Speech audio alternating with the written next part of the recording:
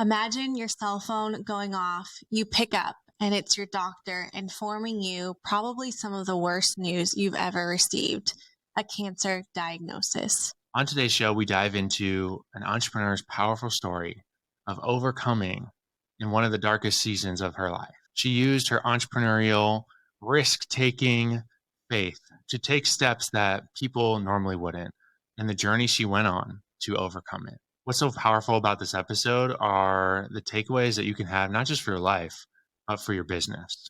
On today's Rainmaker Family Show, we interviewed Marley Jaxx, who is the CEO of Jaxx Productions, who is a content marketing expert. So with that, get your notes ready. You're going to want to pay attention. What's up, Marley? So excited to have you on the Rainmaker Family Show today. Now, it's been so fun to dig into your entrepreneurial journey, get to know you a little bit. Over the last year, we've been in some masterminds together and things like that.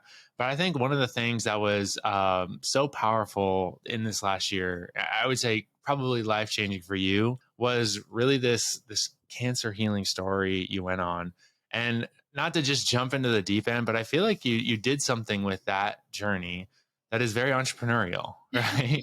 You kind of went against what people said to do. And it's a very entrepreneurial thing where people are saying, oh, you're never going to succeed with this. You're going to fail. And they would never say that directly with cancer, but that's what they're saying. And I would love to dig into that, like the mindset, like what you were going through, hearing the news, making those decisions, like, because I feel like there's some life gold we can learn from that, but there's also some entrepreneurial gold we can learn from that. So take us back, like what happened? When did it happen? What were you feeling in that initial moment when you discovered this diagnosis? And it's so cool how you compared that to the entrepreneurial journey, because I actually had a friend of mine that was like, it sounds weird to say this, but it's kind of like we're wired for this. Like the fact that you went against the norms. So in December, it was actually 2 days before Christmas, I got a call from my doctor after just a normal health checkup, but something came back a little bit abnormal. I went back for another little test, and then she called me 2 days before Christmas saying, you have this stage of cancer, and she wanted me to come back in really quickly to come get a hysterectomy. And I was like, I'm 31 years old. Like, what? No, I can't. Me? And to be honest, I totally just fell into a fog, and any communication or advice that was given to me totally went over my head. Like I was in a place where I was not ready to receive any information. And when I did, I was like, I just have to do what the doctor told me, because honestly, the way that it was portrayed was like, this is a ticking time bomb. We have to have this surgery. We have to go. So it doesn't spread and get worse. And of course, just from how anyone would believe cancer is, you believe that. And it sent me right into a place of fear. Like, I just have to do this. And I was going to change all my plans in my business to schedule my business around a surgery and around healing. And, it's kind of lucky that my doctor wasn't super quick at getting back to me to schedule the surgery, that I had some other friends who have amazing YouTube channels and are health experts that are sharing their message online, that offered to get on calls with me and said, Marley, if you are willing to change your life, you can heal this naturally without the surgery and the treatments that they want you to have. And at first I was like, no, that might work for you, but not for me. Like, my cancer is rare, and my doctor told me that I have to do this, and it's a ticking time bomb, and this is just all I can do. And my friends, who I'm sure this is what they do, they talk to people with cancer all the time. I'm sure they know exactly, meet them where they're at, not trying to convince me or anything. And so very kindly, they're just like, think about it. You have time. You don't have to rush into anything, which I also think is very entrepreneurial. We're impulsive. We're like, go, let's get stuff done. And then I just started researching on my own and started to just transition out of fear and into how can I be the most empowered in whatever decision I make? And I got to a place where I was like, I could go either way. I could go all in on the surgery and the treatments, or I can go all in on healing this naturally. And why wouldn't I just try to heal it naturally instead of doing something so permanent and life altering at 31 years old? And so I became obsessed with it. I went fully down the rabbit hole, and we are now 9 months later, and I just got the best test result that there is no evidence, and my cancer markers are like near gone. Like they're almost completely gone. So Wow. I went from them saying like, taking time, mom, you have to go, we have to have the surgery, to they're like, don't know how you did that, but what a weird fluke, spontaneous remission. Like that's weird, which I feel like bypasses the fact that your body can actually heal itself. It's amazing. It's built for healing. Wow. That's absolutely incredible to go against, or just to stand and see like other people that you know and trust that have said like there's another option, and like you for like exploring that. I think that that's absolutely incredible. What along the way, because I'm sure, and you touched upon this a little bit, of having like this fear that like I have to make this decision now, otherwise, you know, who knows what's going to happen. How did you give yourself like space to like come to a decision like I'm going to go full in on this choice over the other one? Yeah, there was like some serious urgency and scarcity there. I was like, I have to make this decision now. Honestly, it took me a while to really accept it. And I actually I used to tell like my boyfriend, whose name is also Steven. So he would say to me, like, I would ask him, tell me, like, is it true? Do I have cancer? I need you to tell me I have cancer. I had a coach that made me say it to him, like, say, Marley, I have cancer. I have cancer. I had to really accept it. But for a long time, I totally masked it. I totally was like, no, this isn't, this is how, and if it's going to happen, it's going to happen for a reason. And I was trying to assign meaning to it. Like, if I have to go through this, it's so that I can save everyone else, that they don't have to. And that my boyfriend and my family and my brother, like, they don't have to have it, because I'll be able to learn everything and save them from it. I was just trying to like be a martyr to make some kind of purpose out of it. And then kind of just came to accepting it and understanding, like, if I don't accept this, like, how am I actually going to get the lesson out of whatever it's supposed to, whatever it's here for. And so I had to, I honestly spent a lot of time just staring at the wall. Like there was one weekend in particular where it really started to sink in, that I laid in bed all day. I stared at the ceiling and just allowed myself to really feel it for a long time, and then be like, okay, I accept it. Now I can actually process it and move forward with it. But it took me a long time to get there. Mm-hmm. Wow. It's so powerful. Like taking that, step of faith really, of going like, I'm going to go down this probably way more unconventional pathway, right? Like, even though it's out there, there's stories, it's like I'm seeing so much parallel to like, what even maybe you teach people how to do, or what we teach people how to do. People, it's like not normal, right? It's like it's kind of like the crazy 1% that go on that pathway and say, I'm going to make money on Amazon, or I'm going to start a YouTube channel, or I'm going to do high ticket sales. Like, it's like not the normal person, right? Who does that thing. Mm-hmm. So you were really wired for this, in advance, which is so cool. That being said, like, how much of it, I guess when you drew the line, when you're like, I'm going all in on this, not that, right? Now you always, I'm sure maybe there was like hey, I'll go on this, and if that doesn't work, we'll go here or something. There's some sort of backup. But like, how much of it was that logical decision of just like weighing the two things, and how much of it was kind of just that entrepreneurial faith, just like, hey, Man, it was, I still remember like when I made the decision. At first I actually kept putting it off. I kept putting off the surgery. I kept, okay, maybe February, maybe March, maybe April, which also kind of reminds me of when I had a job and I had a side business, and I was like, oh, I'll get one more client and then I'll quit my job. One more client and then I'll quit my job. It's like I needed to have the safety before I did it. So at first it was like I just kept rescheduling it and was like, I'm just going to try this. I'm just going to like see what happens. And then the more I went down the rabbit hole of understanding why the cancer was caused, then it became like so clear, lightning bolt. Oh my gosh, no, I am never going to have this surgery, because I started to learn how disease is caused. No matter what disease you have, like, it is caused by something. And if we just treat the symptoms instead of the cause, it would be like painting over a water leak in the ceiling. Like, it'll still happen. So removing the body parts, like, that doesn't help like why was it formed? And one of the quotes that I used to repeat when someone would ask me, like, are you sure? Why are you doing it this way? Like, why aren't you listening to your doctor? And it's like, I am listening to my doctor, but just a different doctor that's willing to look at the data and all the information instead of just let's take out body parts.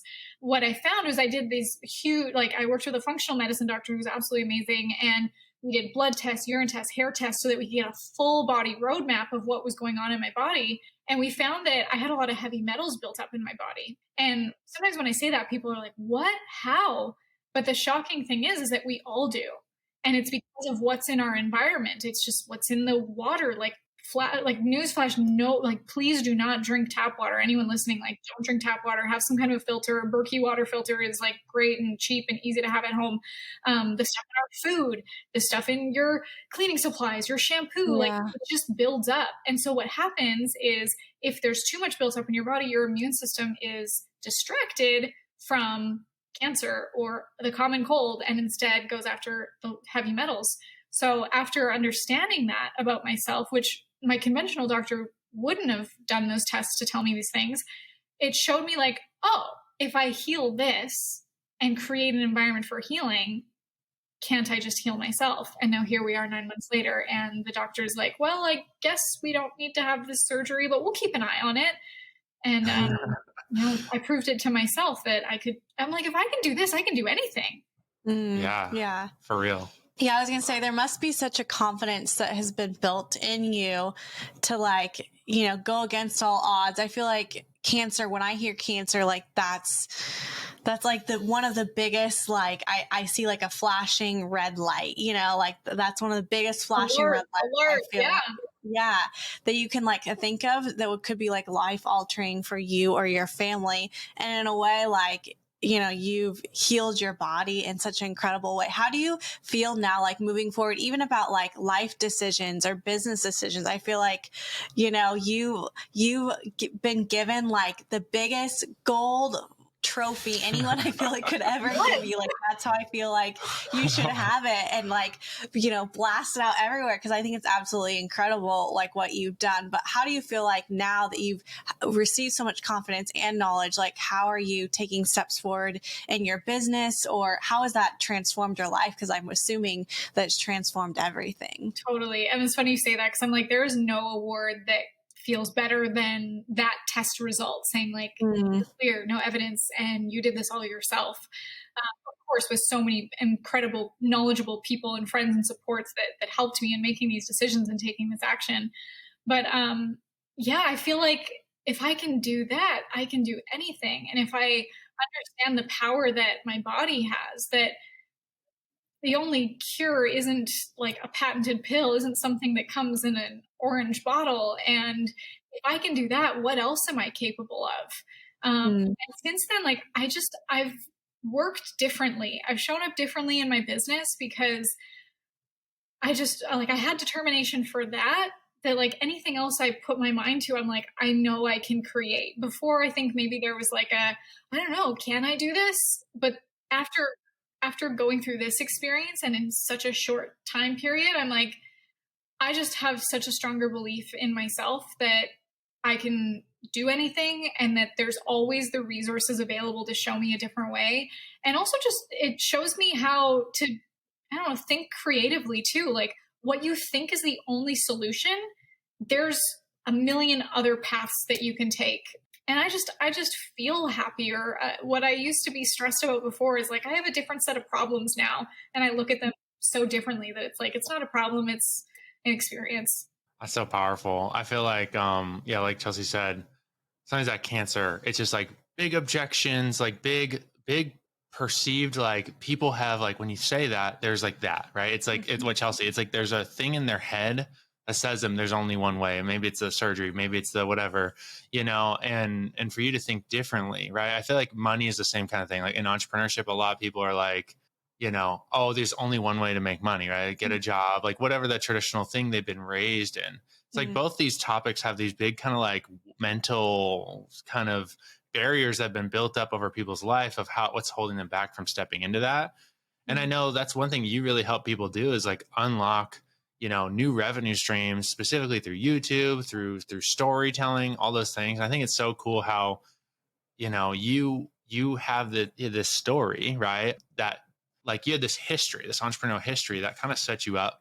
Like a quote I love, we say it a lot to our community is like, you're never really led into a battle you're not already prepared for. If you really have that abundant mindset to look within and be resourceful, like oftentimes there's things in your past that kind of built up authority to go against, this giant in your life, and I think one thing that I've heard you talk about that I think is so powerful, probably for our audience to hear and just know for themselves in their own business, is the power of story, in their business.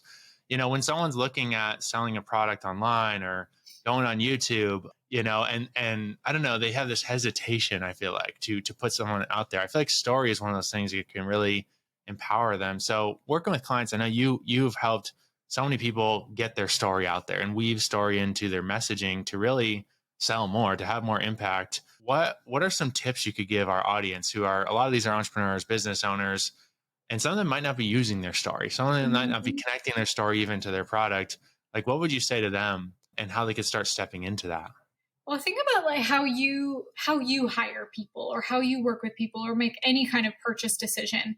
It's typically because you resonate with their message, with their sales message, which is based off of their story, whether that's like a person you hire or just a product or anything that you buy. And I think about the times that my business grew the most was when I started sharing more of myself. I actually, in 2020, I went through a divorce and I was so afraid to share that truth with my audience because I thought people would look up at me and think, why would I listen to her when she clearly doesn't have her life figured out and she's broken? But what I realized was if I, instead of trying to hide behind that message or feel ashamed of it, I shared what I was going through, powerfully and with tact. Because I think there's a line between hot mess and powerful message. The phrase of like Brene Brown says that thing about share the scars and not the open wounds. Yeah. There's I kind of like to tiptoe around the open wounds again with tact, but it's about saying the things that everyone experiences or feels so that they also know that they're not alone.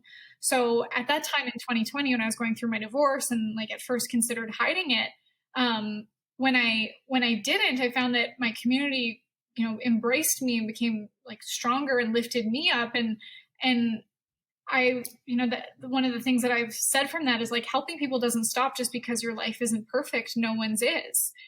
And so when you embrace your imperfections, your mess becomes your message. And that can often also become the message that attracts people to you.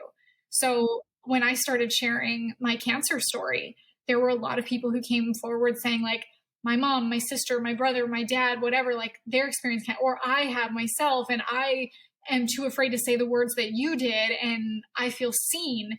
And when people feel seen, like that connection, that relationship you have with them, it brings them to you as someone that, they trust you. And if they trust you, they're likely to do business with you or buy from you or just like be a fan of yours and spread your name for you. And so in sharing your message, even if it's the stuff that feels weird to share or feels vulnerable to share, that might be the lighthouse that someone else needs that's going to help them to feel seen and understood and know who to go to when they need to find a solution for their problem. And it might be the thing that you sell. That's so powerful. I feel like that's when we found you, like in 2020. We were probably mutual friends or friends of a friend, just being in kind of the same communities. But I remember like a post you made on Facebook during that time and just you sharing powerfully your story and kind of this new identity you're stepping into. And that's like, I feel like, I think it got so much engagement that it showed up in my feed. Right. And that's when I was like, oh, like it caught my attention. And then, we've kind of been passing by online ever since, and then have stayed kind of connected. But it's just so crazy. You never know who's reading those posts, right? You never know. Like, I feel like we've had stuff like that where it's like some random person in Costco is like, I saw your thing, and you never know who's looking online, who's watching, who's being impacted by the words you're saying. And so, as an encouragement to anyone, you have a story, you have a story to put out there. maybe like you said, it's not the open wounds. It's not immediately in the moment, right? Like in even with the, cancer thing, right? You had to have a long moment of staring at the walls. Like you weren't posting on social media then, right? Not yet. Not yet, Yeah. right? But when it was like, hey, this thing might not be fully like this story's not over, but I'm still going to open myself up. I'm still going to be vulnerable and share the scars. It's not like, oh, this thing happened 20 years ago. It's like I'm in this. So there's this balance of like sharing the pain, sharing the journey, sharing the whatever, the hangups, the mental things, maybe not right in the moment, but just a little bit out, so you have some time to think about it, to build some authority in it, but then bring people into the journey. And then that support, I feel like, can really even accelerate things for you. So awesome tips there. Super powerful. I think a lot of people are afraid to do that and hesitant to do that in their business. It's like, is this personal? Is it business? I don't know, Well, the huge but epiphany for me was, I always say that too, of like, you never know who's listening, who could be so inspired by what you say. It could change their lives. It could save a life. It could give someone an answer that they have been desperately looking for. But on the flip side, you also never know who's listening that could be an answer that you need. So when I started sharing about my cancer journey, at that time, I was all in on the surgery and on doing anything that my doctor told me. And it was the friends in my circle, or the acquaintances or friends of friends, that started reaching out saying, hey, have you heard of this? Hey, I would invite you to take a look at this book. And it was them reaching out to me that then caused me to start going down this rabbit hole and finding my way to natural healing. So it's two-sided, that it's like, it's, your moral obligation to share it, but also you'll find your own growth and epiphanies through it. Anytime that I've shared a tough story, I've always wanted to understand for myself what's the purpose behind it. So like when I was going through my divorce and I was questioning, do I even share this? I was like, I do not want to be the divorce girl. I was intentional about sharing as a story of perseverance, so that it's not that someone has to be also going through a divorce or a relationship struggle. It could be, hey, look, here's Marley, who is going through a really big transition in her life, and she's still getting up and doing the thing anyway. And I think anyone can relate to that. So for someone that is thinking about, how do I share this story vulnerably, start to think about who the people are and like what they could be experiencing, or even like a younger version of you and what they would want to hear from your experience. That's awesome. I love one thing recently we were just talking about, I thought was so cool, is you guys, you and Steven went on a visionary trip. Oh yeah. I would love to kind of talk about that. Like, what are these things you are kind of dreaming of, in your future, and what is a visionary trip? Yes. Because I feel like some people are going to hear this idea and be like, I'm doing that. Yeah. We have a lot of people love to travel, and a lot of people that are dreaming really big, but I love how you made it very real. So tell us what a visionary trip is, and what are you dreaming of? That's so cool. I think I coined the phrase. I'd never heard it before. I just called it that. So if anyone wants to call it that, you know where it came from. So we called it a visionary trip because we had the very specific intention of going away for this weekend and experiencing things that would heighten our vision for what we want to create next. So what we do in our business is we have a YouTube agency, and we have clients that they'll either fly into our studio, or we teach them how to, film themselves and create YouTube channels that generate leads and sales for them on autopilot. They really turn into this like lead generation machines and expand your credibility and your awareness and your profit. But one of my like just biggest childhood dreams has been to make movies in Hollywood. And so how cool that I have a YouTube studio, but like I'm kind of a hop, skip, and a jump away from like maybe making movies one day.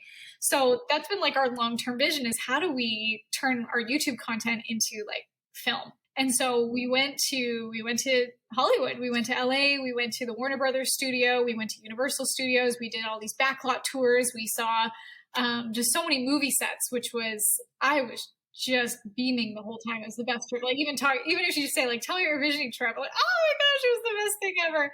And so just imagine like if you went on a trip like that to whatever that vision is for you, maybe it even has nothing to do with business. Maybe it's just you going to the beach and just taking time to visualize what you want to create, just sitting in that vision.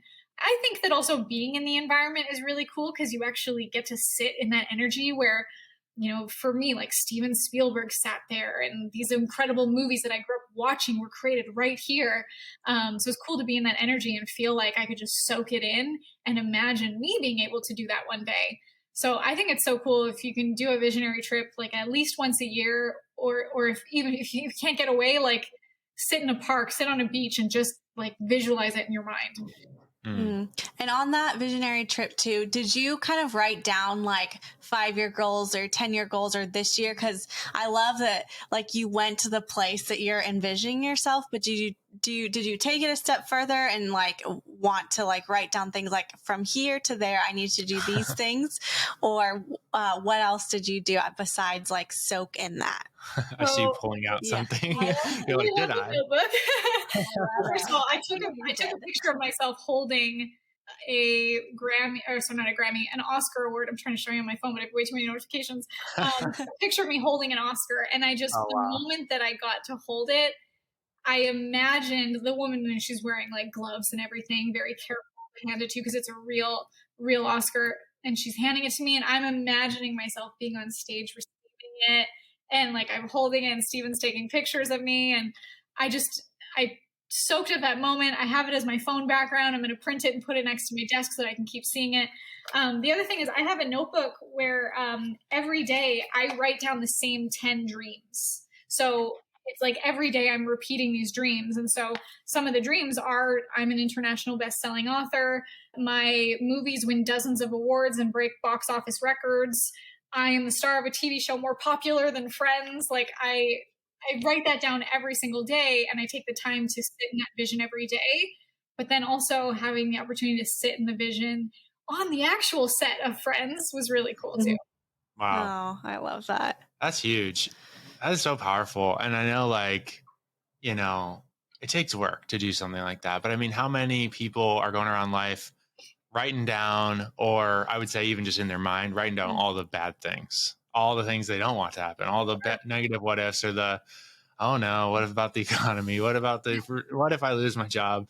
All these negative things, but you're just filling your mind every day with these positive roadmap, and it kind of also gives you a compass, right? I feel like doing it every day, like if a decision comes your way that day, it's so fresh where you're like, is that a yes that moves me towards this, or is that a no because it's not in alignment with this, So that is so powerful. I feel like some people listening, you're like, I'm gonna do a visionary trip, like I'm gonna go to Orange County, walk the beach, and like pretend like I have a beach house there. Yes. And it's just something about that, because like something about, I mean, if you want to go to the park and just do it, that's great. But if you can plan a trip around it, I think there's something about that almost monetary, physical commitment that it makes it so much more real to say like, this is tangible. Like I can see myself here, even if it's 2 years, 10 years, whatever it ends up being. Right. Yeah. But it gives you that like, even more motivation to go for it. I love it. People have done it before. Why not me? And that was another thing too,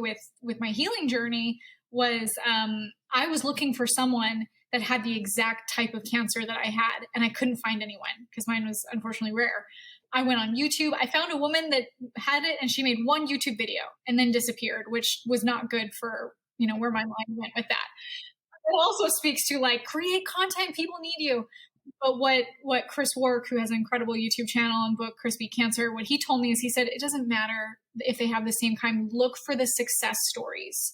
And so same thing with business. It doesn't mean that they have to have the exact same kind of business as you, but look at the success stories. And if they did it, so can you, of course. And I think there's also power in sharing your dreams.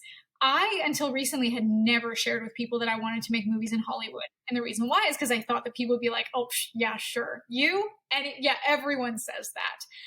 But what's crazy is when I did, the comments I got on that post went crazy. I had messages saying, hey, I'm going to introduce you to this person. You should talk to this person, blah, blah, blah. And again, it's like you never know who's listening. That could be an epiphany or a lesson for you as much as you could be an inspiration for them.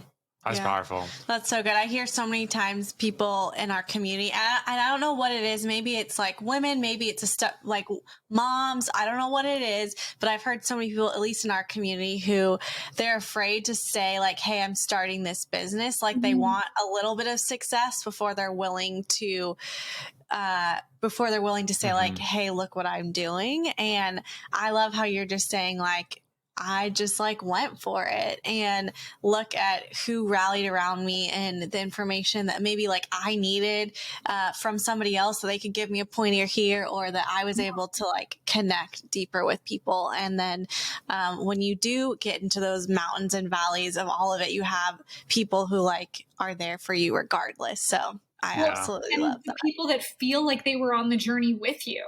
Like in the movies that we watch, we are on the edge of our seat at the end of the movie when the hero wins the race or slays the dragon or gets the girl, like because we saw them hit rock bottom. It's not they have to hit rock bottom, but we saw the journey on the way up, so we cheer louder when they win. So that's why there's also so much power in sharing your story no matter where you're at, because they want to cheer for you when you just start the race and when you're winning. Yeah, I love that. That's huge. Mm. Dream in public. Dream in Don't public. dream in That's a secret. cool t-shirt. Yeah.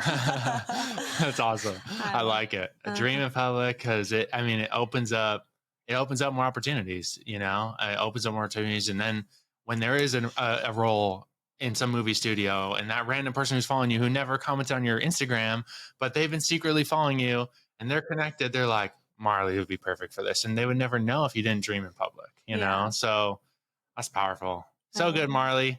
Man, so I know people are going to be wanting to connect with you after the show, whether it's anything you talked about. Maybe we have some people in Hollywood who are like, hey, I need to reach out. What is the best place to get in touch with you, connect with you online, follow your journey, dream with you in public? Yes, tell me your dreams. YouTube and Instagram are the best. YouTube.com/Marley Jaxx. I've been documenting a lot of my journey, my story, our YouTube agency, and also the health stuff that I've been going through, in case people are interested in more of that story and what I did to heal. I go a lot more in depth there, and it's been I'm really excited to share that topic because I can't unknow what I know now, and it's just incredibly eye-opening for anyone. So youtube.com/Marley Jaxx, also Instagram.com/Marley Jaxx. I respond to all my DMs there. So if anyone wants to get in touch, that would be great. And if anyone's interested in learning what we do with YouTube, that is VIPleadmachine.com. Awesome. So good. Well, thank you so much, Marley, for being on the show and just sharing more about your life, but also how that can connect with your audience on all new levels. And make sure to go follow Marley if any of this interests you and you want to go deeper. Thank you for listening to another episode of the Rainmaker Family Show. Hey, if you are not a part of our Rainmaker Mastermind, we have a new opportunity for you to book a one-on-one strategy call with one of our Rainmaker coaches. If you want to get a call with them, see if it's a good fit for you to work with us to build a business that allows you to have time freedom and financial freedom, you can get that call at makeItrainmama.com/podcast. That's makeItrainmama, MOMMA.com/podcast.